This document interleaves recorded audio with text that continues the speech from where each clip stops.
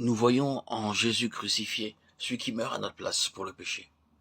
Et tous ceux qui sont nés de Dieu, qui ont accepté Christ comme sauveur, peuvent dire le changement qui s'est opéré dans leur vie depuis leur conversion. C'est là le côté expérimental subjectif du calvaire. Puis vient la révélation que moi, pécheur, j'ai été cloué avec mon sauveur sur le bois de la croix. Nous sommes un avec le Christ en croix. Sa croix est aussi la nôtre. Sa mort est aussi la nôtre. Ces dernières années, des milliers d'enfants de Dieu l'ont compris. Et ils ont accepté subjectivement tout ce que cela impliquait dans leur vie. Mort au péché, séparation avec la vieille nature, la vie charnelle, psychique. Complète séparation d'avec le monde pour ne plus appartenir qu'au Rédempteur, celui qui a racheté. Et enfin, victoire sur Satan, celui-ci a été vaincu au calvaire, alors même où Jésus exposé à l'ignominie, mourait sur le bois infâme de la croix. D'avoir compris cela sous l'action du Saint-Esprit et de l'avoir vécu, les membres vivants du corps de Christ sont allés de l'avant et toute l'Église en a été vivifiée.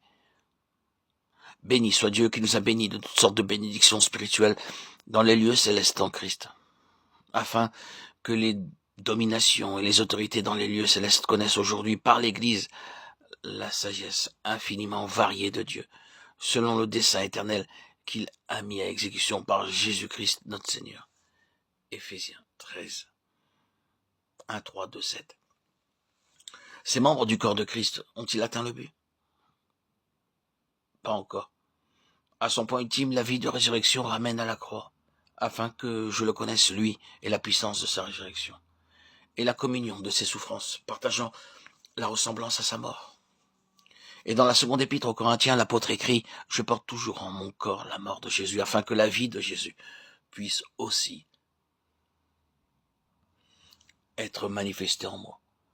Car au milieu de la vie, je suis quotidiennement livré à la mort pour l'amour de Jésus, afin que la vie de Jésus, par laquelle la mort fut vaincue, manifeste sa puissance. » 2 Corinthiens 4, 10, 11. Que signifient ces paroles? Pourquoi est-il nécessaire de porter toujours en son corps la mort de Jésus? Parce que le corps est exposé aux attaques du monde, de la chair et du diable. Bien qu'en esprit le racheté soit déjà dans les lieux célestes, uni au Seigneur ressuscité et partageant son trône. Par cette mort quotidienne, le croyant est de plus en plus rendu conforme à la mort de son Sauveur, tandis que la vie spirituelle en lui, la vie selon l'esprit, se fortifie de plus en plus. Prenons garde de maintenir un juste équilibre entre l'une et l'autre vérité, pour ne pas tomber dans l'erreur.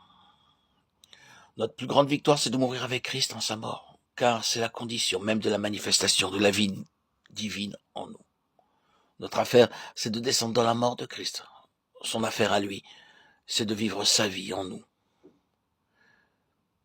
Et pour qu'il y ait une continuelle manifestation de la vie de Jésus en son racheté, il faut aussi que la mort agisse constamment en lui.